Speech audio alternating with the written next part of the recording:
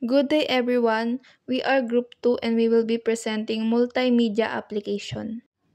Media is the means of conveying the information. Ito yung nagbibigay balita. These are two basic ways to present information. Unimedia. In unimedia presentation, a single media is used to present information. For example, a stereo system is a unimedia device because it represents information by using only sound media. Multimedia. What is multimedia? Multimedia is a combination of various media. Fundamental multimedia means that computer information can be represented through multimedia such as text, audio, graphics, image, video, and animation. Multimedia technology facilitates integration of multiple forms of media. These include text, graphics, audio, video, etc. in digital form in computers. For example, a presentation involving audio and video clips would be considered a multimedia presentation.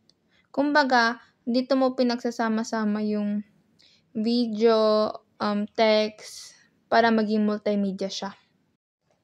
Components of multimedia. Text is words and symbols in any form, spoken or written, are the most common system of communication. Text is used in the most multimedia application. Text elements can be categorized into alphabets, characters A to C, numbers 0 to 9, special characters, and symbols. Text usage, heading or title, paragraph, navigation, hardware requirements for text, keyboard, OCR, monitor, printer, software requirements for text, text editors. Graphics ay mga larawan o mga guhit na ginagamit para sa iba't ibang layunin. Ito ay maaaring mga logo, mga icon, o mga ilustrasyon na ginagamit sa mga website, mga application, at mga video. Sa e-tech, graphics ay ginagamit para sa paglikha ng mga visual element na nagpapaganda sa mga multimedia content. Audio naman ay tinutukoy sa tunog na bahagi ng mga multimedia. Ito ay maaaring mga kanta, mga voice-over, o mga sound effect na ginagamit para sa iba't ibang layunin. Sa EdTech po, yung audio ay ginagamit para sa mga podcast, audiobook, at mga video na may tunog. Video, isa po itong uri ng multimedia na nagpapakita ng mga gumagalaw na larawan. Kasama po yung tunog. Ito ay maaaring mga recording ng mga totoong pangyayari, mga pelikula, o mga video na ginawa para sa particular na layunin. Sa e-tech po, video ay ginagamit para sa iba't ibang purpose, tulad ng mga pagtuturo, paglalabas ng mga produkto, at paglikha ng mga video para sa social media. Animation. Animation naman po yung isang proseso ng paglikha ng mga gumagalaw na larawan sa pamamagitan ng mga teknolohiya tulad ng 2D at 3D animation. Ito ay ginagamit sa mga video, mga pelikula, at mga laro. Sa e-tech, animation ay ginagamit para sa paglikha ng mga interactive at engaging na content. Fonts and faces. Typeface is the design of lettering that can include variation such as extra bold, regular, light, italic, condensed, extended, etc. Each of these variations of this typeface is a font. So meaning to say, dito po natin makikita yung itsura or design ng mga letter. Second, a font is a collection of characters of a single size and style belonging to a particular typeface family. The size of a font typically represented in points or pt. For example, Arial is typeface, while 16 pt Arial Bold is a font. First, use bold fonts for emphasis to highlight important points. Second, use italic to emphasize small amount of text within block of text. Third, underlines are appropriate for section headings and some bibliographical notation. In web browsers, Default setting typically distinguish hyperlinks by underlining them. Font style refers to whether text is bold, italicized, underlined, or any combination of three. The term font style refers to particular style of textual characters. Styles are usually standard. Application of multimedia. Multimedia finds its application in various areas, including but not limited to advertisement, art, education, entertainment, business, scientific research, and etc. Education multimedia has a huge impact on education. Many college or school use different types of computer-based teaching software based on multimedia. It is not necessary that teacher is available in class. Kumbaga, distance learning or e-learning. Student in engineering college use interactive multimedia presentation to learn the basics of electronic, implement test, and manipulate the circuit they design on a computer. Training classroom multimedia, appropriately known as CBC or computer-based training tutorials, uses multimedia technology to teach academic curriculum. Many computer games with focus on education are now available. Consider an example of an education game which plays various rhymes for kids. The child can paint the picture, increase reduce size of various object, and etc. Apart from just playing the rhymes, teacher can use multimedia presentation to make lesson more interesting by using animation to highlight of demonstrate key points. So, ang multimedia ay madami siyang nagagawa. Pwede siya sa distance learning, sa mga teacher, sa mga kids, pagdating sa pag-paint, pag-play nila, like parang pampalipas oras, and sa mga, especially sa mga student dyan na gumagawa ng kanilang project, especially report. Application of multimedia. Home. Most multimedia projects reach the homes via television set or monitor with built-in user inputs. Movies on demand, games, instructional video on gardening, and etc. Public places. Multimedia will become available at standing alone terminal or kiosk to provide information and help. Ito yung marang nakikita natin sa mga mall, especially sa SM na malaking TV na pwede tayong mag-research kung saang uh, restaurant or bilihan na ang gusto nating puntahan. Parang ganun siya. Business. Business application include presentation training, marketing, advertising, product demo, databases, catalog, instant messaging, and network communication. Staff training application. Ito yung parang isang business na ikita natin. Kumbaga sa mall, parang nagbibigay sila, di ba, na parang brochure. Parang, ito din yung example niya. And yung mga advertisement sa TV, ganon. Application of multimedia. Multimedia is used for advertising and selling products on the internet. Some businesses use multimedia for training where CDROMs or online tutorials allow staff to learn at their own speed and at a stable time to the staff and the company. New products development using computer assistant design CAD. Multimedia in a hospital. Multimedia best used in hospital is for real-time monitoring of condition of patient in critical illness or accident. The condition are displayed constantly on the computer screen can alert the doctor, nurse on duty if they change are the observed on the screen. Doon naman po kung buhay pa ba yung pasyente or kung buhay pa ba yung pasyente. Tapos health education like that or therapies. Ganun po. Multimedia makes it possible to consult a surgeon or as expert who can watch the ongoing surgery line on his PC monitoring and give online advice at any crucial conjure. Doon naman po doon minomonitor yung buhay ng pasyente, kung buhay pa ba or ganun. Multimedia entertainment in media industry are benefited by multimedia technology.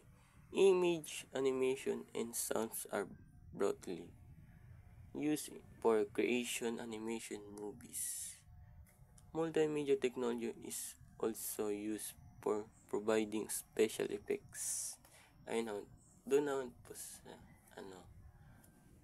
naman po sa pag-edit like CGI, mga ganun, sound effects, mga ganun po. A computer broadly used by musician to record, edit, and mix sounds. Doon naman po sa records or edits and mix sounds.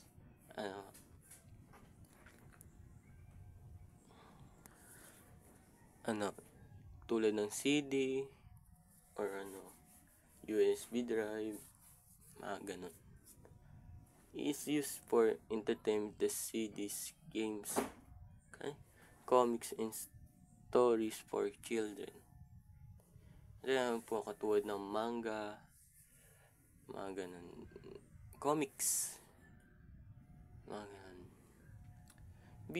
Video and entertainment film are performed using computer and storage or on CD-ROM. Music can also be stored on CDs and play using multimedia software package such as media player, etc. Yun naman sa CD, doon sa PSP, Nintendo, doon po nagagamit yung CD or sa computer,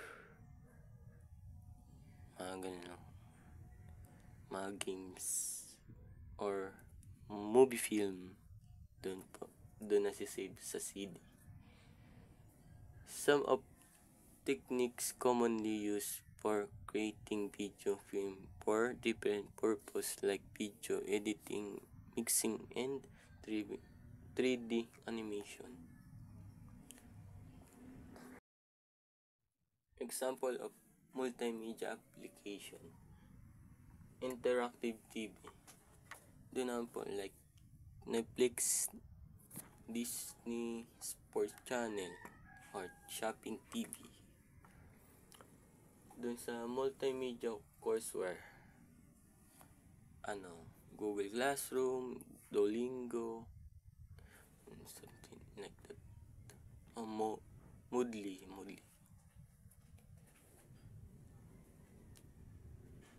Video conferencing.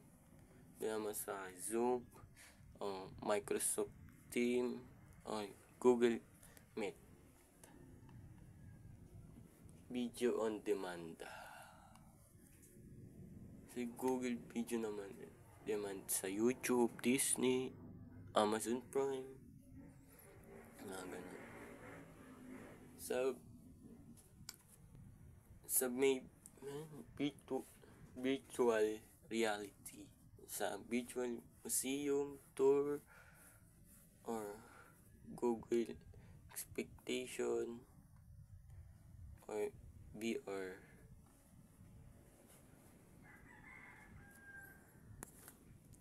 Sa digital video editing and production system, meron tayong Adobe, Adobe, Adobe, CapCut, like that. Newspaper and magazines. Like 24 Oras, TV Patrol. Games like PUBG, Candy Crush, Mobile Legends, home shopping. Ano, yung online shopping, Shopee or Lazada. Virtual reality. Virtual reality is an extension of multimedia.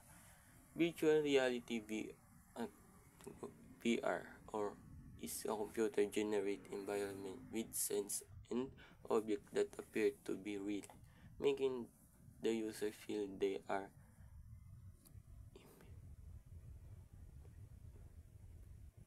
immersed in their surrounding.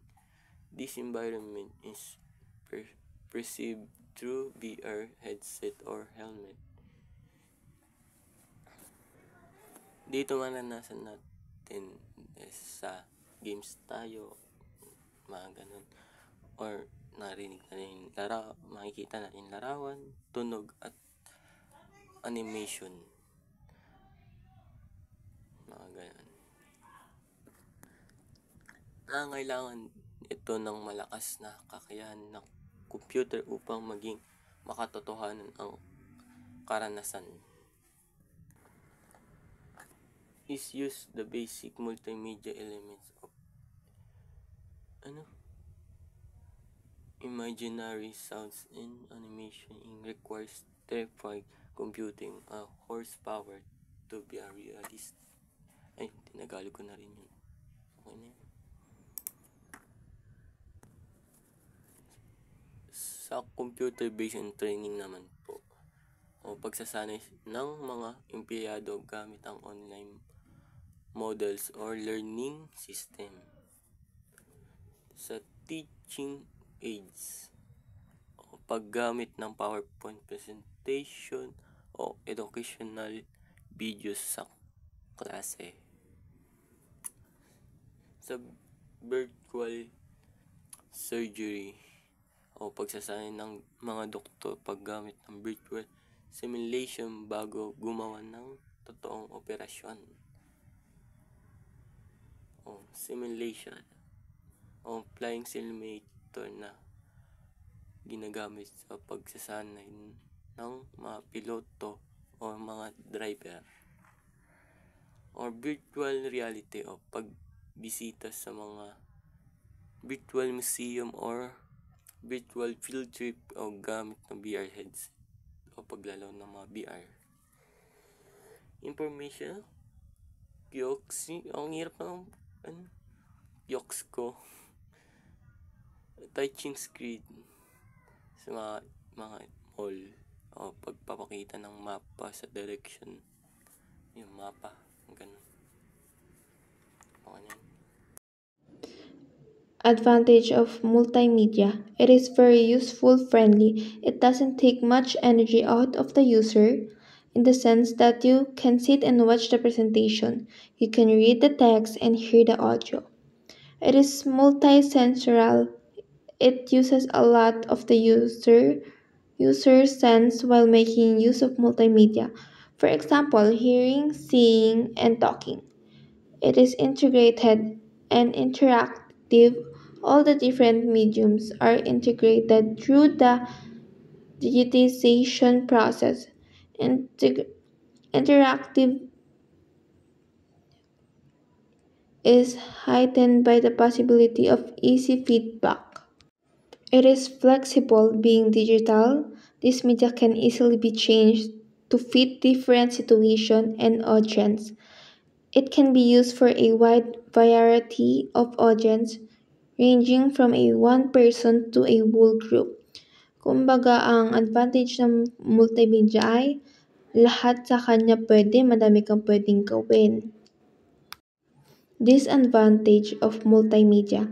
It can be expensive. Multimedia make use of a wide range of resources, which can cost you a large amount of money. Too much make it unpractical. Large files like video and audio has an effect of the time it takes for your presentation to load. Adding too much can mean that you can have to use a larger computer to store the file. Information overload because it is so easy to use, it can contain too much information at once. It takes time to compile even though it is flexible. It takes time to put the original draft together. Ang disadvantage naman ito kung yung file na gagawin mo parang matagal siya mag-loading ganun. Parang need mo ng time and especially like parang storage. Lalo na like parang storage. Parang hindi siya pwede sa device na maliit. Kumbaga parang kailangan mo pa ng computer. Linear and non-linear multimedia. Linear, active content progress obtained without any navigational control for the viewer such as cinemas presentation and movies. Ang linear multimedia ay isang uri ng presentation kung saan ang information ay pinapakita ng sunod-sunod at walang kontrol ang manonood sa daloy nito. Halimbawa, isang tipikal na halimbawa nito ay ang panonood ng pelikula sa sinehan o telebisyon kung saan kailangan mong panoorin ang buong pelikula mula simula hanggang dulo ng walang kakayahang mag-skip sa mga eksena o baguhin ang pagkasunod-sunod nito. Nonlinear interactive multimedia uses interactivity to control progress as with a video game or self-paced, computer-based training.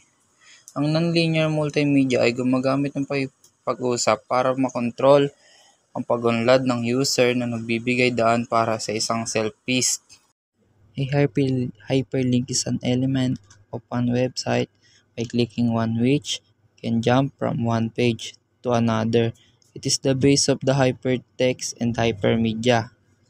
Hyperlink ay isang nakiklik tulad ng text, image o icon na nag-uugnay sa isang digital na pagkakaugnayan sa isang nagpapahintulot sa mga user. Hypertext is different from the general text because it is nonlinear hypertext. Comparisons of an interlinked piece of text explained. Pinahintulutan ng hypertext ang mga user na malayang pag-navigate sa pamagitan ng kaugnayan ng mga piraso ng impormasyon gamit ang mga hyperlink. Hypermedia. Hypermedia is a term used for hypertext, which is not constrained to be text. It can include graphics or video. Example of hypermedia application, World Wide Web. Ang hypermedia ay isang uri ng hypertext na hindi limitado sa teksto lamang. Ibig sabihin, bukod sa mga salita o text, maaari rin itong maglaman ng larawan, tunog, at video. Isang halimbawa ng hypermedia ay ang World Wide Web o Internet kung saan may mga link na nagdadala sa atin sa mga pahinang may iba't ibang anyo ng media. Pagkakaiba po ng hypertext at hypermedia ay sa hypertext po, teksto lamang ang pwedeng i-link o pagduktungin. Sa hypermedia, may kasamang larawan, audio, video, at iba pang media na pwedeng i-link. Hypertext and hypermedia.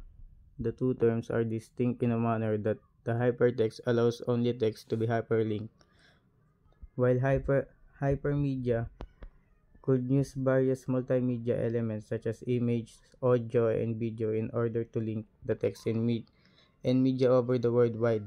However, hypertext is a part of the hypermedia as hypermedia includes text, image, audio, video, etc. Hypermedia is an extension of hypertext. One the best example of the hypermedia is the YouTube, in which the text is usually linked to the videos. Multimedia requires different types of device to show the result, while hypermedia requires a computer screen to display the result. Ang dalawang termino ay magkaugnay pero may pagkakaiba. Ang hypertext ay tumutukoy lamang sa mga tekstong konektado sa isa't isa gamit ang mga hyperlink. Ang hypermedia ay mas advanced na version ng hypertext dahil gumagamit ito ng iba't ibang multimedia elements gaya ng larawan, tunog at video. Ang hypertext ay bahagi ng hypermedia. Halimbawa ng hypermedia, YouTube, dahil naglalaman ito ng mga link na nag-uugnay sa mga video at iba pang media. Ang hypermedia ay ginagamit sa computer o screen upang ipakita ang mga resulta. Multimedia software tools, multimedia authoring tools, and features of authoring tools. What is a multimedia software? Multimedia, siya po yung nag-authority ng software sa tool para mag-create ng interactive ng digital content, including ng e-learning courses, simulations, presentations, and many more. Doon naman po tayo sa multimedia authoring tool. Multimedia authoring tool, siya po yung software application na mag-multimedia content such as animation and simulations. Ito din po nag-specialize ng type ng multimedia authoring tool. Designed po siya specifically for building digital and learning content. Authoring tool is a purpose-built application na ginagamit po sa mga digital content na pinofocus nila sa pagde-develop ng mga learning courses, interactive sa mga training, at nagpo-provide po sa mga users ng easy platform na madaling magamit. Virtual Reality Modeling Language. The Virtual Reality Modeling Language was created specifically to standardize 3D content for the web.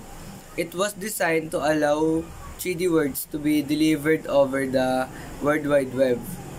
VRML was a 3D modeling language intended to be like HTML, a web standard. The idea was that web browser could support viewing interactive environments created in VRML, and the web would become a virtual reality site.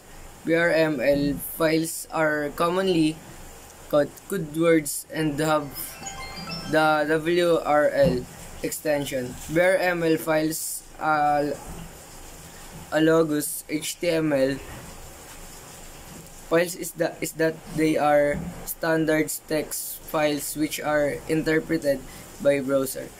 Virtual Reality Modeling Language is a language for adding 3D to WW.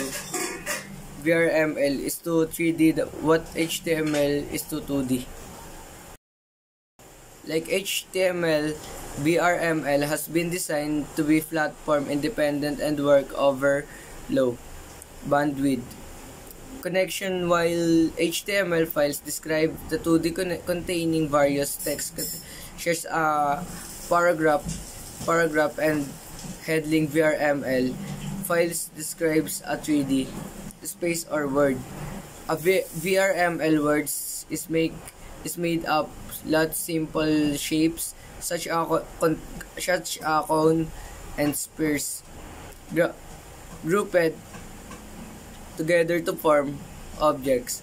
The more shapes in the file, the more detailed the word, but at cost of increasing the file size and the time taken by the browser to display the word.